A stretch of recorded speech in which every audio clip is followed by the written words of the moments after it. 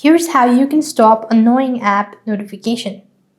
Alright guys, welcome back to our channel. If you're annoyed with a notification from a particular app, what you could do is open up settings first thing first.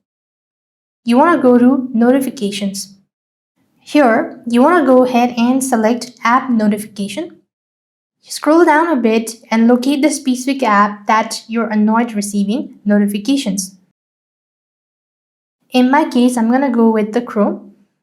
Now, here you have these. Either you could go ahead and completely disable the notification by toggling the button, just like this, or you could go ahead and customize it according to your preferences, just like this.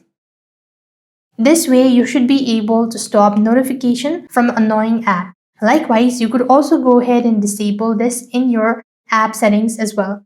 For that, I'm going to go ahead and use Chrome once again. You could find three dots at the very top right. Scroll down, look for settings. Scroll down once again, go to notification, and you could completely toggle off the button. So this way you should be able to stop annoying app notification. With that being said, we've completed our steps. Thank you for watching. See you in the next video.